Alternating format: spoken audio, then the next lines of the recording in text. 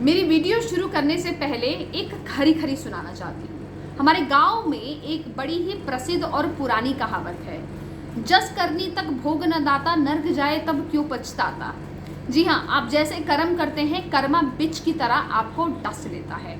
आज करें, कल करें, लेकिन डसेगा ज़रूर, यकीन मानिए। आप जैसा करेंगे, आप वैसे ही धक्के खाएँगे। तो अब हाल फिलहाल में हुआ क्या है?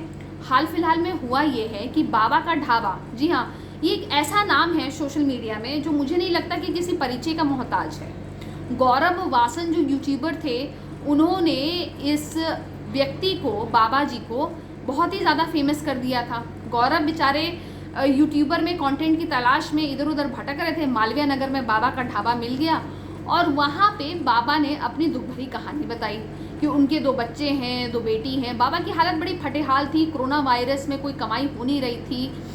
तो बाबा और बाबा की पत्नी ने, दोनों ने हाथ जोड़ के निवेदन किया। वो जब वीडियो गौरव ने अपने चैनल में डाला तो रातों रात वो वीडियो वायरल हो गया और बहुत ज़्यादा क्राउड फंडिंग हुई बाबा को, और बाबा को एक अच्छा खासा अमाउंट आ गया। और जब पैसा आता है ना, और जब हमारे पास रुतबा आ जाता है, तब हमारे बहुत सारे फर्जी दोस्त बन जाते हैं। ऐसा ही बाबा के साथ हुआ। बाबा के बहुत सारे नए नए मित्र भी बन गए, एडवाइज़र भी बन गए। अब बाबा के एक एडवाइज़र कम मैनेजर कम मित्र, सो कॉल्ड फेक मित्र ने उन्हें उनके कान में 2 बातें खुसक दी।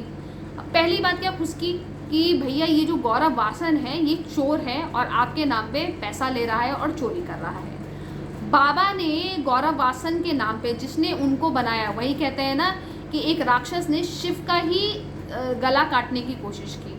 तो ये वही हाल हुआ कि जिसने उनको बनाया, जिसने भगवान शिव शंकर ने आशीर्वाद दिया और उन्हीं का वो राक्षस कहते हैं ना, गला काटने की कोशिश कर रहा था।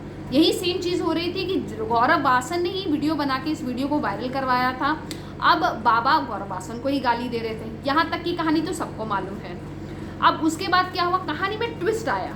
अब उसके बाद ये जो एडवाइज़र्स कम मैनेजर थे, इन्होंने बोला कि बाबा जी एक रेस्टोरेंट खोलते हैं। अब आप छोटे मोटे आदमी नहीं रहे, आप एक सेलिब्रिटी बन गए हैं, अब आपको दुनिया जानती है, अब हम रेस्टोरेंट खोलेंगे। अब बाबा की भी अक्ल पे पत्थर पड़े हुए थे। अच्छा खासा बाबा को क्राउड फंडिंग हो गई थी, अपने बुढ़ापे के लिए कुछ एफडी वेफडी बना लेते, घर वर ले लेते ना। लेकिन बाबा की भी महत्वाकांक्षाएं और लालच बढ़ गया। अब उसके बाद बाबा ने एक रेस्टोरेंट में पैसा डाला। अब रेस्टोरेंट को चलाने के में और एक ढाबे को चलाने में ज़मीन आसमान का फ़र्क होता है।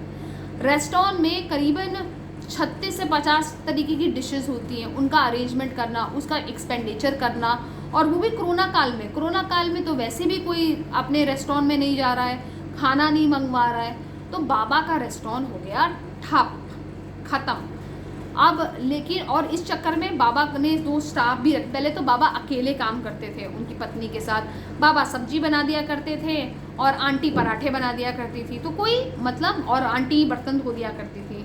तो मतलब कोई ऐसा हेल्पर की उनको ज़रूरत नहीं थी। अब 4 हेल्पर भी लगा दिए रेस्टोरेंट में आपने, 2 शेफ़ ले लिया आपने, तो मतलब खर्चा तामझाम कर दिया। और पैसा किसका लगा? जो क्राउड फंडिंग हुई थी ना, वही पैसा लगा।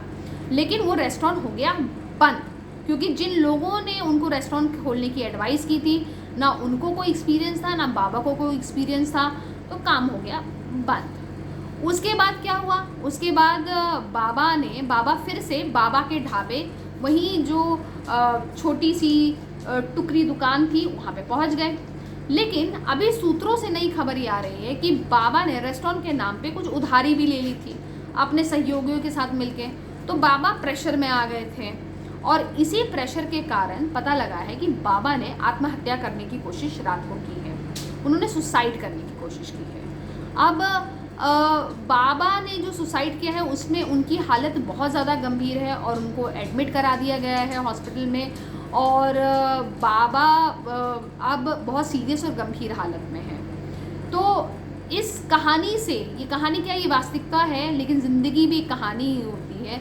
इससे एक सबक ज़रूर मिलता है कि जब आपके पास पैसा आए, शोहरत आए, तो झूठ मूठ के रिश्तेदार मत बना लीजिए, क्योंकि ये रिश्तेदार बहुत बड़ी लाइन में खड़े हो जाएंगे, आपके झूठ मूठ के एडवाइज़र बहुत सारे आ जाएंगे। और जिसमें आपकी कैपेबिलिटी नहीं है वहाँ पे अपना हाथ मत लगाइए, वहाँ पे वरना आपका हाथ जल जाएगा।